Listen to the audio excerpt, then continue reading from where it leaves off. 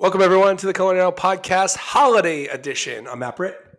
And I'm Jamie Schick. And today we are doing Holiday Grab Bag. We've actually going to take the whole episode and answer questions that have come in from listeners via social media and or our email. So kind of a random, not sure what we're going to talk about today. It could go really south, but we're going to hope for the best. I'm excited. I am super excited, and I'm reading a lot of these off my phone, so we're going to have to sort of wing it here. But Jamie, we'll start off. First off, happy holidays. It is coming up on the holiday season. I know Christmas and the holidays are really important to both of us, so this should be a lot of fun.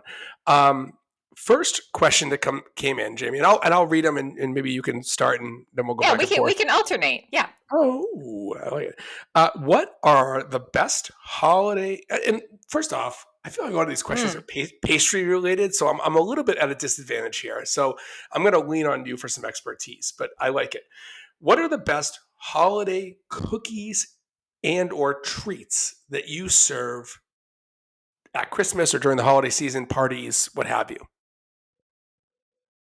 Well, one of my favorites, which ever since I went on my internship, my sophomore year, has become basically a holiday staple for my family, and that is sticky toffee pudding, like traditional sticky toffee pudding. I interned in England, so the recipe I have is very, very traditional, and I make it every other year. The years that my brother comes home, we make it. So for me, that is definitely a holiday treat.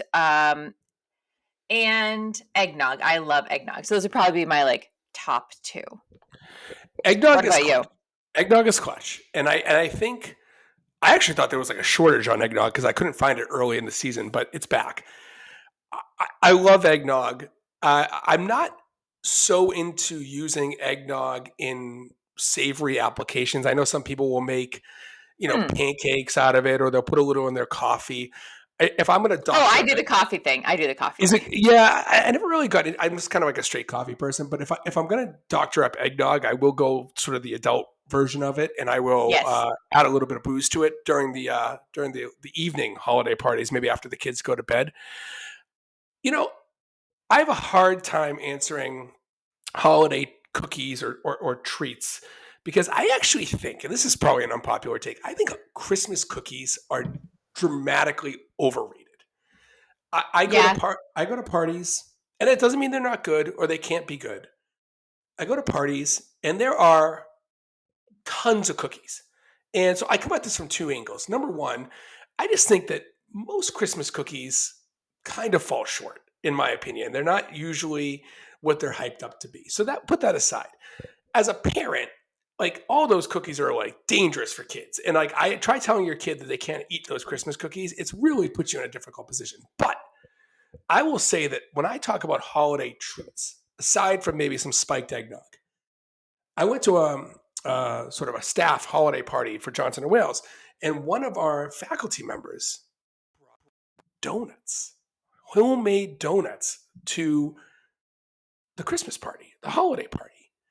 And I thought that was clutch. And I'm like, that is a game changer. And these are just sort of Krispy Kreme style glazed warm donuts. I know this is a soft spot for you. It is, but donuts are anytime for me. They're not just holiday. I'm thinking, what do I only have the holiday season from November to January? What do I have in those 6 weeks? That's how I thought about this question. I know, but I just think if you put a tray of donuts down next to multiple trays of Christmas cookies, as good as they are, the donuts are going to go crazy. They're going to be so popular. I feel like it's a sleeper move for anyone who really wants to upset a Christmas party. Go in there, wow some people, bring some warm, don't go to the store, take the time, make some donuts, glaze them, bring them somehow warm or heat them at the house. You are going to make so many friends, and you will be the talk of the party. That's my secret. So to the chef that did this at the holiday party I just went to, I hope she realizes that I'm giving her some credit because it was outstanding. Oh man, it was a she. I know who it was now. Darn it. Okay. It was. All right. So I think we covered that one. I'm going to move on to the next one, which kind of takes it into a different turn. So there was two that were very, very similar. One was, what do you think is the worst holiday tradition And then the other one was what Christmas tradition needs to go. So those are pretty similar. So I will default to you for your answer first. So my gut is something not food, and I think one of the worst holiday traditions is are Secret Santas or Yankee swaps. I just don't. Maybe it's just because I'm at an age where if it, like if I really want something, I can save for it. I can I'll go out and buy it. Right? Nothing I'm going to receive at a Secret Santa or a Yankee swap is going to be something that I really want. And because, like, okay, let's say it's a Secret Santa, someone knows who you are, right? Any Secret Santa automatically defaults to whatever that person is most known for. So I'll give you a good example. I have a Secret Santa coming up, and the person is obsessed with Disney. And the person might have legitimate other interests. But the only thing I can think about to purchase for that person within the price range is something related to that. So for me, whenever someone gets me for Secret Santa, what do you think they lean on? They lean on food, right?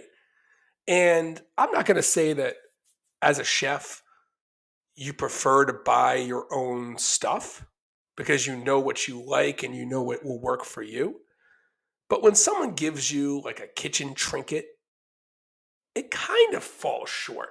And I think about gift giving with food related items is both incredibly a good idea, but also couldn't go bad really, really fast.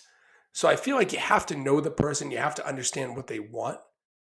And this is a really long and sort of drawn out way to go about like how I just despise Secret Santas, but there it is. I just don't, nothing you're going to get a person is going to be like game changing. And maybe I'm just old and sort of Scroogey about gift giving right now, but like I like gift giving. It's just it's not my favorite medium to do that. I don't know. What about you? Yeah. What's your worst? What holiday tradition has to go? Okay, so mine is actually kind of similar, but I will just say on the whole gift thing, as an adult who can buy my own things, whether they're cooking related or not, sometimes I just think I would prefer to just buy gifts for my nieces and nephews and not and not receive them because I don't want people to feel like they spent have to spend money on me or spend money on something and then maybe it's not exactly like what I wanted or something I can't use. But the thing that I think actually needs to go for me is the idea of opening gifts one at a time while everyone watches you. And it's If so uncomfortable. you have a big family and you have to wait like 20, 30 minutes, as a kid, that is torture. Even but Torture. as an adult, like everyone watches you open this thing and it's like, okay, what if I don't love the thing and then I get anxiety about what's my face doing? Is it telling people I didn't love it? Is it Oh my God. pretending that I love it? It's just the anxiety of people watching you open it. And they do it at like bridal showers and baby showers and all sorts of events, not just around the holidays, but yeah, I think having to open them in front of people one at a time is just it has to go. It's so uncomfortable. I totally agree. And so what we're kind of dipping our toe into like sort of just cultural norms that maybe are weird, but like, and I think that they have value. And there's like, baby shower is a great example. Like anyone who has a child, I know my wife had her baby shower and it was a really special occasion. So not being in that particular situation, I can't kind of trash it, but I will say that the sort of sitting around watching people open gifts is is kind of frustrating a little bit. I also think that like anyone like and maybe this happens to you and your family, but like if you're ever doing a Secret Santa or a Yankee swap, and then you come up with this idea that okay, we're going to do this because we have a big family and we don't want to spend a lot of money and everyone just wants to have something, right? Someone's always going to make a statement, which I think is a bad statement. There's always going to be someone in the family member, maybe someone who's, let's say, older, who's like, but no gift cards. And I fuck that. The gift cards are the best gift ever. Like, I actually enjoy a gift card. That's yes, it is the best. if the For limit groceries, gas, Amazon, a Visa gift card, those are all super useful. Amazon alone is basically cash. And if the limit on something is say like 25 bucks. If someone gave me an envelope with two tens and a five in it, best gift ever. You nailed it. You absolutely nailed the gift because what do people really want? They want money to buy their own stuff. Yep. That goes against the gift giving, sort of mentality or purpose. But again, I'm a little old and curmudgeon on this, but I think that I see that. no, but okay, but spinning it positively, I think that if you are going to buy gifts, and let's say that we're in sort of the lower dollar range, Secret Santa, Yankee Swap, 20 to 30 bucks, I think is probably the range most people do. I think like there's enough new and exciting condiments out there. Like I look at like chili crunches and things like that Hmm. are really popular these days. Like give them a bag with a bunch of like, a small bottle of truffle oil or, some really good black pepper. Like I think that that's an underrated um, spice that people always just buy generic. I think if you got some like specific telecherry black peppercorns and you gave them something that was a little bit more refined or specialized, that would be my Secret Santa for someone who's in the food related industry. Kind of like a little grab bag of like little treats and condiments and garnishes Yeah. and things that they can play around with that maybe Yeah, they're that's a great idea. I don't know. That's just Also, that's how you say that type of peppercorn. I've been pronouncing it wrong my whole life. well, I mean, you're assuming that I'm pronouncing it correctly, which is a big mistake in of itself. So that you could be Oh, right, but I will tell you, like, I'm basically just saying, like, if anyone wants a gift for me, a bunch of chili crunch because it's like my go to on everything these days. and Um, I'll take truffle anything and everything. no, you are a big truffle fan, and I I feel like am. A friend of mine buys me the Trader Joe's truffle ketchup every summer when it comes out because it's the summer of black truffle. And because I don't live near a Trader Joe's anymore, and she gets it for that's a me shame. every summer, and I love it. I will say that that is a of all the things you can mix with ketchup and market. I do like truffle ketchup because I think it's a good way to kind of get the truffle vibe of like a fry without necessarily, Yeah, you know, dousing experimenting them in with. oil and making them Yeah, wet. Yeah. yeah, exactly. All right. What's our next question? So this kind of, piggybacks on, worst holiday traditions. But we got a question, and I'll defer to you on this, but I'm happy to go first too. Like, what is the biggest mistake you can make in the kitchen for the holidays? Like, if you're cooking Christmas dinner, you're cooking a holiday meal. What is the biggest mistake? And do you want me to go first on this? Because I have a good one. I mean, I have one in mind, but if you want to go first, go right ahead. No, no, go, go, go. Okay, so the biggest mistake you can make, I think, is not timing things appropriately. So things are cold when you go to eat them, or you didn't take the time to, while this is resting, warm that stuff up. So I think for me, that's the biggest mistake. Or under seasoning, but So okay, I have a lot of opinions on this. I think that, I figured. and I swear I didn't submit the question. No, no, I agree with you. Under seasoning is a problem. So I'm going to start there, and I'll use my example. I think a mistake a lot of people make with holiday meals is they try and make them too fancy. And like Oh, I can speak from like sort of the chef angle on this is like you always want to try something new and exciting and different because your goal is to make the most hospitable experience for whoever's coming to your house or dining with you. And last year, like I made beef Wellington, it was like sort of over the top, but it was laborious and it was really kind of time consuming. And I wonder if it was received in a way that justified the amount of time that went in. But what I will say on a very sort of more basic situation is people that go outside their lane with potatoes. Like I think if you're serving a holiday meal and you're serving a large number of people, keeping it simple is absolutely key. Not only from sort of a quality standpoint because you can do more things and execute them more properly. But I also think people's expectation is to have certain things with a meal. And I think about potatoes, right? If I go to a holiday party and someone does scalloped potatoes or potatoes gratin and there's no mashed potatoes, I'm kind of like, what the F? It's like, really? Mashed potatoes are my least favorite see, but, no, but and style of potato. this is the reason why I think that mashed potatoes are a very basic and simple way to completely blow people's freaking minds. And what I mean by that is, I think most people make shitty mashed potatoes. They Hmm. make it with less than desired amount of butter. They don't add nearly enough salt, which I think goes back to your seasoning thing. But when you have truly velvety, seasoned, like almost to the point where there's too much salt, like just to the right amount, I think people notice that. You're shaking your head no, which I love when we don't agree. I don't think mashed potatoes should be velvety. To me, that's what I don't like about them. Unless you're doing like what is it, Parmesan Robuchon? Right. Unless you're doing like soup, something like that, I think that chunky makes them better because then they have texture. To me, the reason I don't like mashed potatoes is after the first two bites, it's like eating paste, Are and are it's you just like a Red Bliss smashed potato fan? yeah, Yeah, and I am too, and I like that.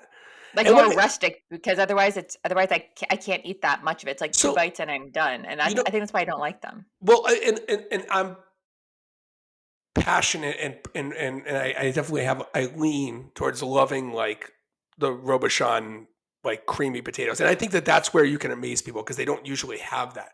But if we're talking about potatoes like what you're saying, which is, sort of that have that texture, I think we're entering another challenge, which I think a lot of people really fall short on is how do you create, and it's, I liken it a lot to guacamole. It's like you have to create chunky and smooth simultaneously, which is Yeah, textures. which is Yeah. incredibly difficult to do. You have to cook the potatoes the right way. You have to have the right temperature of butter. But even if you went that road, I think if you did them right, again, season them appropriately.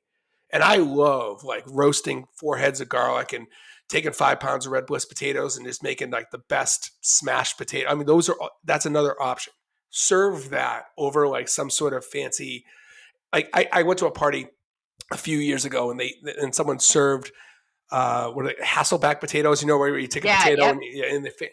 and they were fine, but it was like, where's the freaking mashed potatoes, or where's where's the dish that's going to complement the rest of the meal? I will say another thing that I think goes really south, and this goes back a little bit to timing, is if you're smart when you're making a holiday meal, I don't know, 90% of that meal should be done it ahead of time. Mhm. Maybe even dare I say the day before. And this is where I think chefs can get in trouble because when you are expected to cook you are cooking, you always want to go above and beyond and you want to cook more. And a few years ago, I was at my in law's house and they asked me to make roasted asparagus with hollandaise, béarnaise on it. And Fancy. well, I mean, it's a little fancy, but it's not, I mean, it's not outside the scope of a chef, right, to make that. But, of course, when you're there, you're doing other things. You're helping carve and you're helping do other sides. And, maybe you have a cocktail. And I just think that intricate dishes like hollandaise and they're very time consuming. And if you're trying to balance other sort of logistics, it can let people down or it can let yourself down, right? Even though the guests might think this is great, you as a chef know it wasn't perfect because you didn't maybe time it out. So I'd say keep it simple with holiday meals and manage expectations. Know your crew that's coming, cook what they want. Maybe go a little bit fancy, like add some truffle to those potatoes. I think that's a great, nice touch, Jamie. Yeah, you probably like that.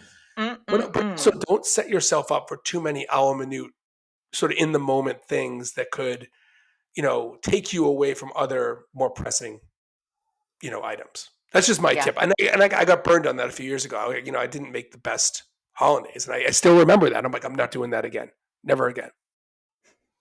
As long So, as you learned from it. well, it's true. It's true. I also think that. Okay. Sorry, go ahead. Nope. You keep going on this I topic. I just I don't know. I feel like no. I'm good. I'm good. I'm gonna cut that out. Go. What's the next question you have? All right. Our next question is: what is the key to a perfect holiday dessert? No, a pastry chef. No, That is actually a good one. no, honestly, it's for me.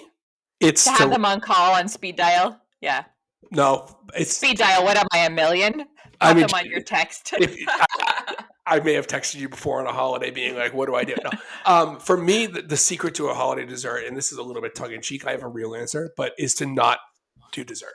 It's not my specialty. It's not something I consider myself great at. So I always let someone else take on the dessert. And fortunately, I married someone who makes fantastic That's really pies. important to know your strengths and weaknesses in the kitchen. And if you're not great at dessert, know that you either have someone that can bring it or you can buy it from a bakery. But knowing your strengths and weaknesses is really important to have a great holiday meal. And on that though, so that's for me, it's when, if you're hosting, everyone always says, what can I bring? What Yes. do you say to that? It's like oh, you can bring an app. I don't want people bringing an appetizer to my house. Like I'm going to have No. everything. Bring a dessert.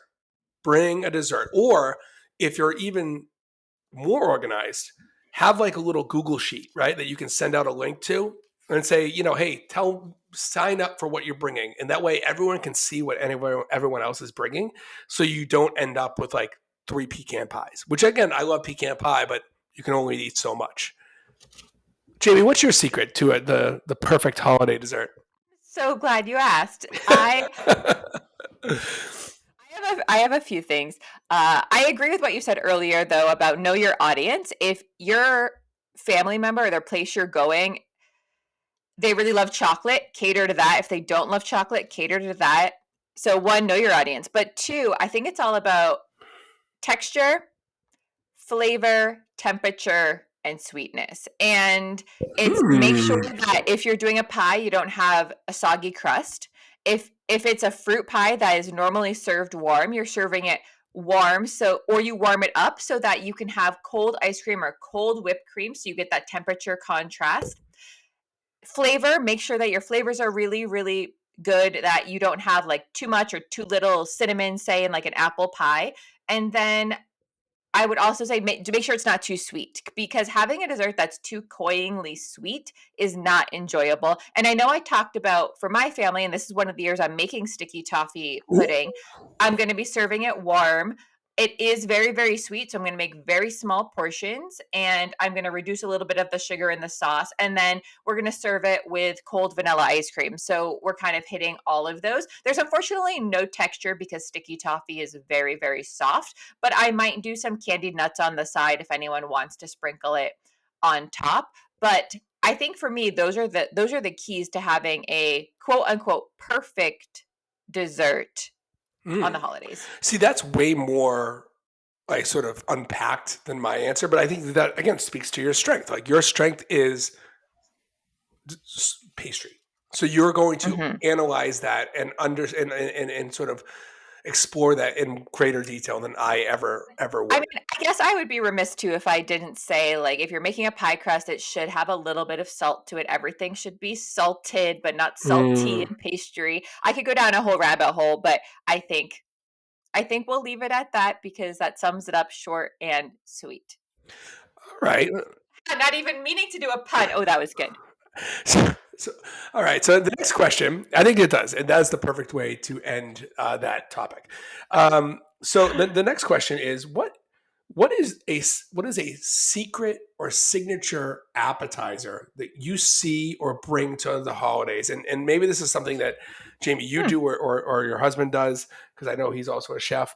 Um, like, what do you find when you bring? Everyone is always like, oh my god, like I didn't see this coming, or maybe it's something they did see coming and it completely blows them away. Do you have anything? Yeah, so I guess more traditional, something I see all the time or that we do all the time in my family is cheese and crackers and cured meats, Yep. and then like some type of like nut and dried fruit assortment. Like we're really big fans of nuts.com, and Mm. we always get like a nut dried fruit and then we'll throw in like a chocolate covered pretzel kind of basket. So those are really kind of the things I see the most. But one of the things I've brought in the past that went over really well was, I don't even know what to call it, like a chili dip or something.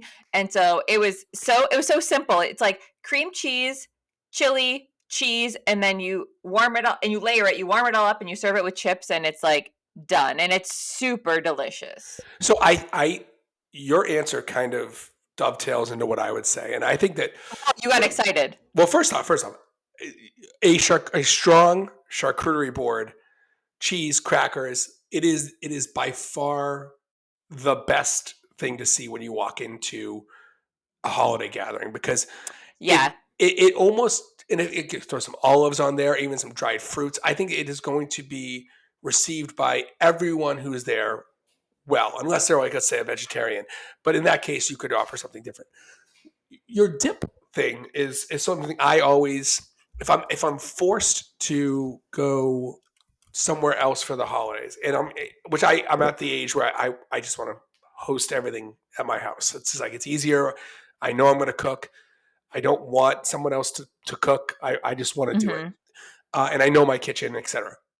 But if I'm forced to go somewhere else, and I'm even more forced to bring something, which to me is borderline annoying, but like, whatever. I will always bring, like, a really. I have these, like, little mini crock pots that probably, like, I don't know, 2.5 quarts. They're small. Spinach and artichoke dip, Mm. pita chips. Bring Yep. it, like, have it heated up at your house. Unplug it, put it in the front seat of the car. Have someone watch it so it doesn't spill over.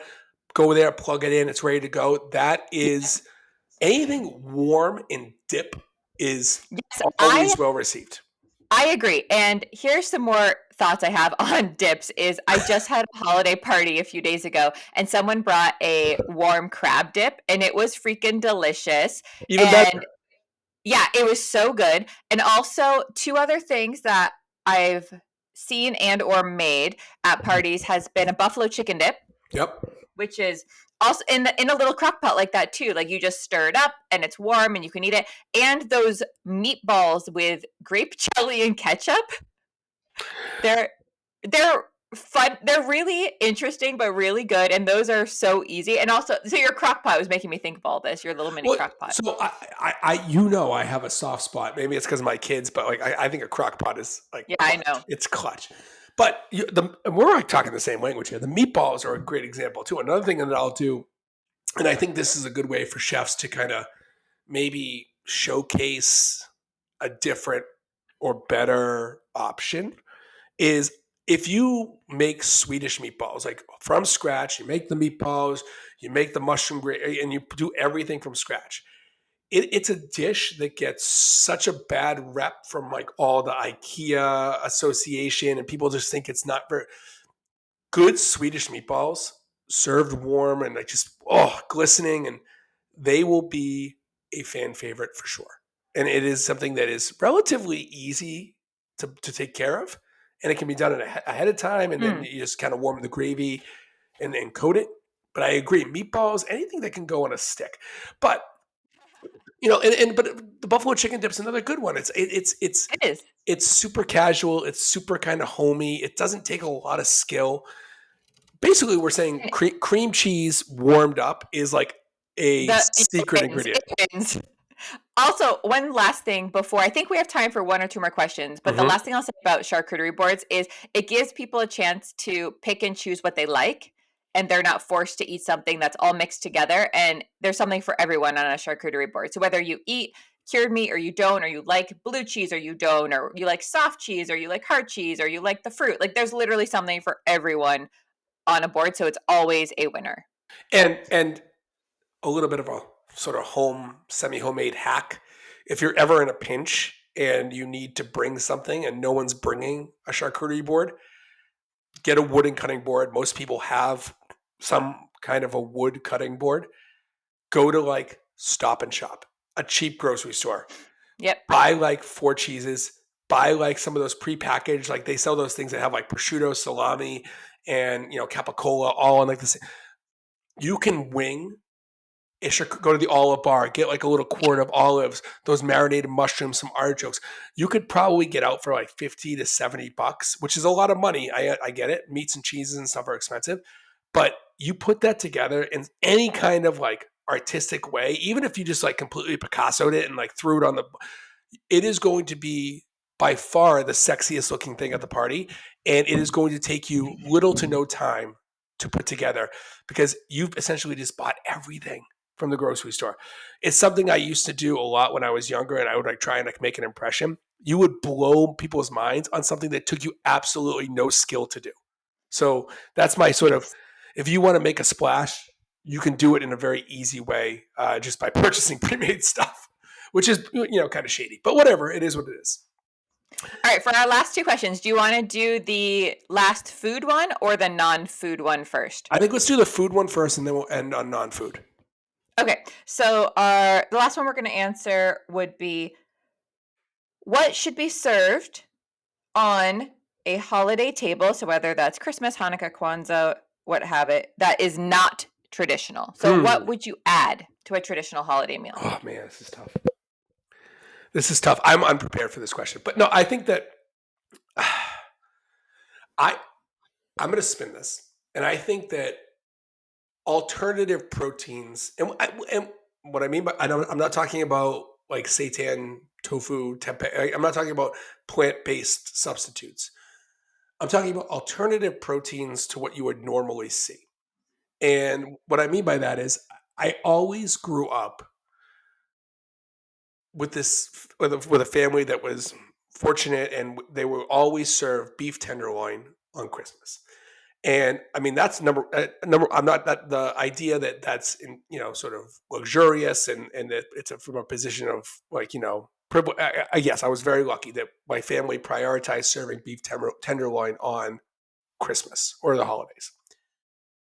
I just think that's a mistake. And I love tenderloin. I think it's delicious. I think you do a nice horseradish mustard crust on it, and I just don't know if it's worth the money to spend upwards of $150 on a piece of meat for the center of the table. I don't know. I'd rather buy like a top round sirloin or a spoon, something that's going to be less expensive. Number one, like I don't think that you have to spend ridiculous amounts of money on a holiday meal to have it be memorable and successful. I think you can buy Yes, I agree. a more affordable centerpiece, whether that's a roast, whether that's fish, whether that's doing some sort of baked item. This year for my one of my family's holiday parties, we're doing Italian, and I'm making lasagna. I mean, it's like that's the most untraditional, perhaps Christmas outside of maybe in a strong Italian family tradition ever. But I think that it could be really successful to kind of go outside and explore less costly items. Yeah. I also think about like going back to like the beef, like a top sirloin, like roast. Anything you have left over, if you shave that nice and thin when it's cold, the next morning when people maybe are feeling a little bit of the holiday party, to throw some cheesesteaks together is the best sort of brunch like vibe. It's unexpected, and people come down. They're like, "Oh, is it going to be eggs or bagels?" And you're like, "No, I'm slinging cheesesteaks with like American cheese," and everyone's like, "Oh my god, that's the best breakfast ever!" And you're like, "I know it is the best breakfast ever because it's salty and it's savory and it's everything you want after a great holiday party." Leftovers, I after a party, I love leftovers. I I do. I can eat them usually for a couple of days. Some things I Mhm. like leftovers, something I don't. But I think having them is definitely like awesome. And you're also talking to the girl whose family has started doing themed I holiday. I know. So this is hard for me, like something to add that's not traditional. I guess the thing I would say, knowing over the past few years how we've had non-traditional Christmas every year, is pick one thing that's super fun or random or that you've always wanted to try, whether it's a vegetable that you really want to cook that you've never experimented with, or a fruit or a recipe. Pick something totally fun and just add it. And that could be Yep. so many things, but I think adding a little bit of fun to something is a great way to experiment in the kitchen and go outside your comfort zone and then not have to worry about, oh my gosh, nobody liked this really crazy main dish I made. It's just a little side thing or a little dessert or something that's not gonna ruin your whole meal, but you I can to still have fun. I So totally agree. And again, if I'm thinking like non-traditional things, like I do this sometimes for New Year's parties, which I don't go to anymore because I have young children. But um, just doing something that's not associated with Christmas at all. Like I used to always love bringing escargot or some snails to a party because I think that it's a little bit of a shock. People are always a little nervous. You always get the cousins or the aunts or uncles that are just like almost like mortified that someone would ever eat that. But you know, anything soaked in butter and garlic is good. So I think that if you do it in a very traditional way, bringing like a jar of caviar and a bottle of champagne. And again, it's sort of New Year's Eve, but I just think it's very celebratory and it kind of Yeah. puts a I nice. mean, or maybe you experiment doing a fun either mocktail or cocktail. That Oh yeah. that's always a great thing to play around with too. So Yes, absolutely. And on the to go thing, I mean, I think that having leftovers or food that people can take home is yes, always great. One thing that I do, and I think that this is probably catching on, I think a lot of people kind of do this now, I would hope, is I'll go to Target or something and I'll buy a dozen really cheap to go containers. you know what's even better in like the depending how often you eat out in the months leading up, save all of your plastic to goes and Ah, straws to send them home. That's what we have been doing. because what you want is you want to be able to provide, and they have to be big enough, right? They can't be like really small. They have to be able to kind of get a little bit of everything in there. So if you can procure the containers to do that at an affordable price, or even just save ones from what they take out the month prior. Yeah. Save them for a few months leading up. We have tons of them from our takeout that we save and then we send home and we have them when people come over. So Well, yeah, but I actually think that it's even great when you say you send it home and say, "I don't want this container back." Like I don't, because that's also another thing. Right now, you're chasing down. People feel obligated to bring right. a container back. Get something cheap slash free. Give people some food. It helps clear out your house, which is always a mess after a holiday gathering, Yes. and it gives people this sort of opportunity not to feel stressed about returning their container. So I love doing that. I think it's a very hospitable, nice touch at the end Yeah, of a holiday gathering. I agree. All right, you want to hit us with our last question? All right, so the last question, and not food related, but I also love this because I love Christmas music. I love holiday music, and I want to be broad about that. But I think that when it turns Thanksgiving, and this is obviously amplified because I have young kids now, but every time that we're at home, there's Christmas holiday music playing. Every time we're in the car, there's Christmas holiday music playing, and inevitably, and this is where the question's coming from. It's like, what is the No, question? the question is, this is why I love this question, is what is your top three Christmas songs? But I'm gonna Oh, top three. no, Okay, no, okay. but I'm gonna add a layer to this because the question was just top three Christmas songs.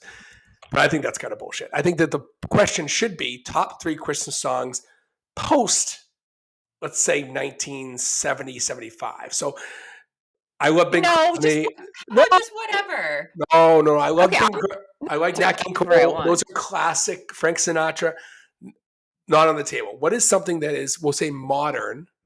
And I say 1975 because that's on my list was probably in the 70s, but I could even say 1980 forward. Modern Christmas songs, not the classics. Although I guess you can go there if you want. I'm gonna give whatever three I'm feeling. All I'm right, gonna give you Jamie. my three. All right, all right. What you go? You feel passionate. You go first. All right. So I think one of the best. I would say that this might be the best Christmas song ever. Like, I would say late '90s, maybe it came out. And this is a bold statement, but argue with me. The Bare Naked Ladies, Sarah McLachlan, God Rest Ye Merry Gentlemen, is one of the best Christmas songs. It's just the tempo, the sort of the tone. Like I'm a sucker for '90s music, so obviously that plays a part. But it is, I don't know. I think it's one of the best Christmas songs in recent times, if not, dare I say, ever. You know, Ghosts of Bing Crosby and Frank Sinatra don't haunt me. What do you got? What's one of yours? Did you know that? Do you know that song? I was like singing it in my head while you were talking about it. I don't know if I know that exact version, but I It's good. I think I do because it's jingling around in my head. It's it's really good. I would play it for you, but I probably get in trouble with some sort of Yeah, there's probably some copyright issue. We're not Yeah. gonna do that. Look it up. Bare Naked Ladies, sub Sarah McLachlan, 90s. God rest ye merry gentlemen. Amazing song. What do you got, Jamie? All right. Well, I'm gonna go classic because these are my favorite Christmas songs. Ooh, no, okay, go. Yeah, that's fine. I like Happy Christmas, War is Over. I grew up listening to, we had like 2 or 3 Christmas CDs, then we played on repeat. It was like Mm-hmm. Amy Grant, Neil Diamond, and Oh, it was Neil. like, and War is Over.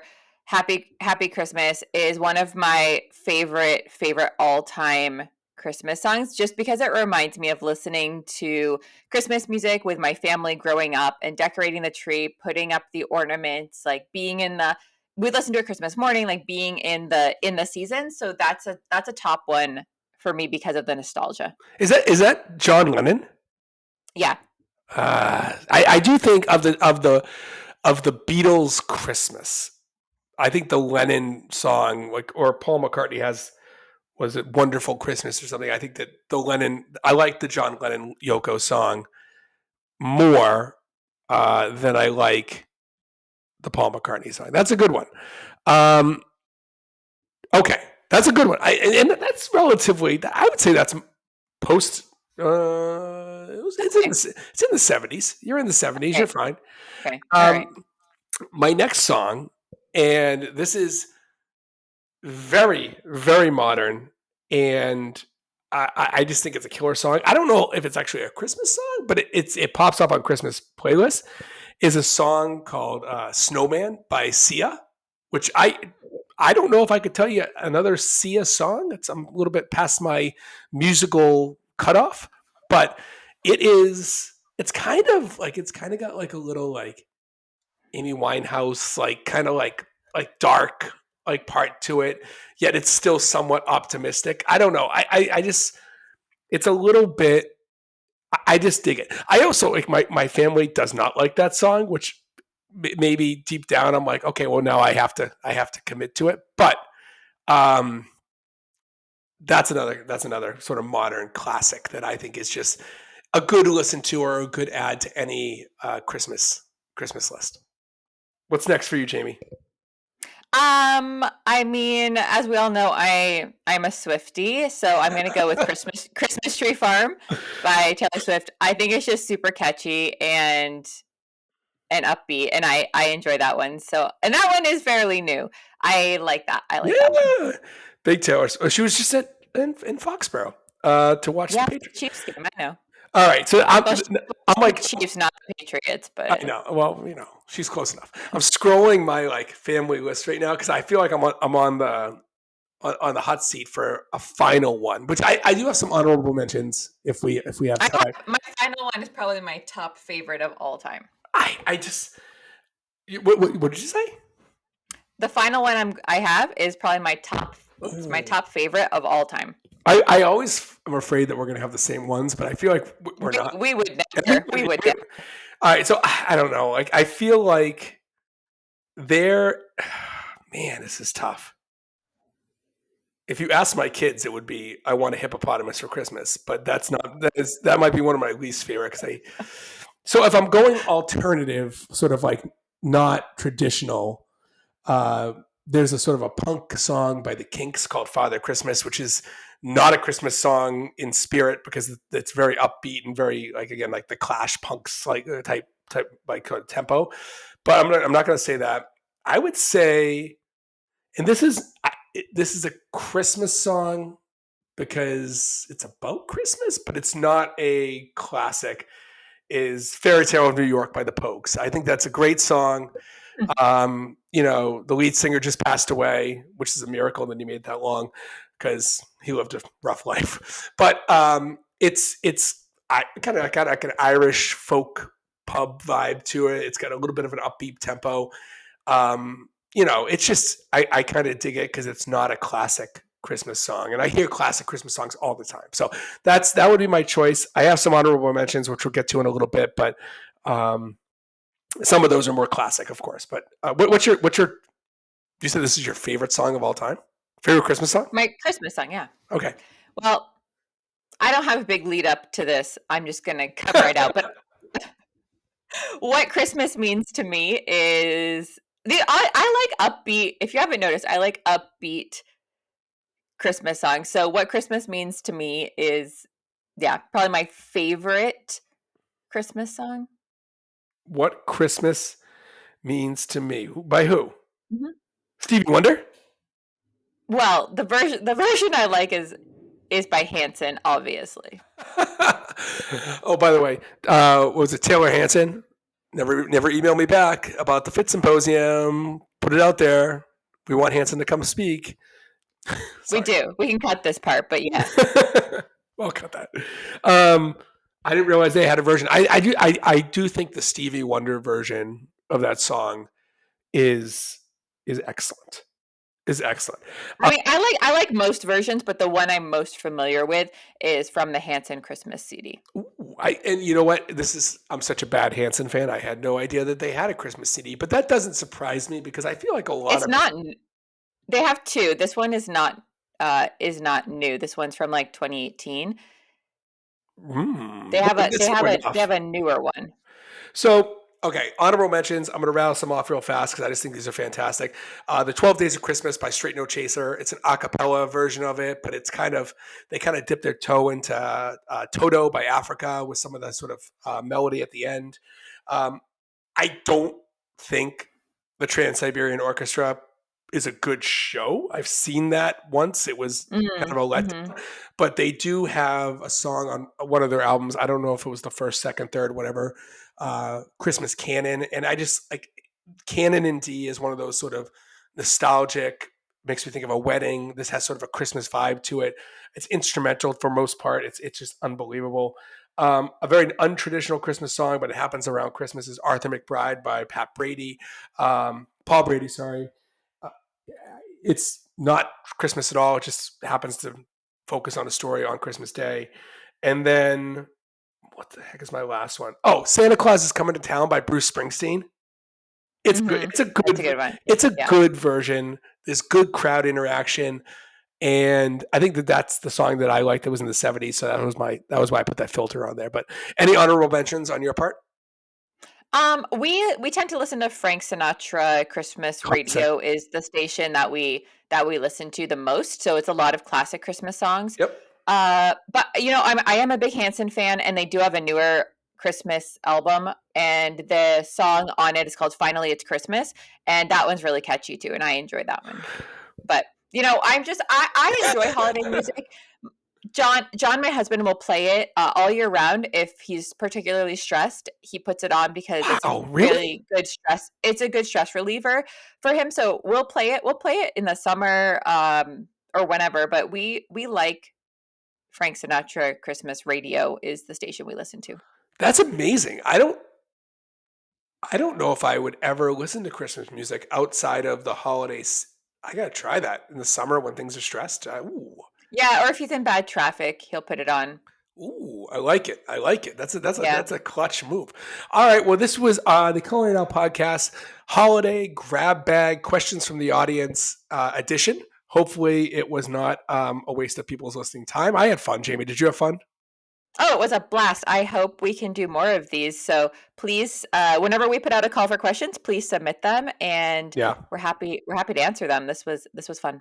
All right. Well, everyone, have a great. This is probably our last recording for the year. So have a great holiday, whatever you celebrate. Hopefully, everyone gets to spend time with friends and family, gets a little bit of rest, isn't too crazy, doesn't break the bank. And we'll talk to you in 2024. Happy New Year.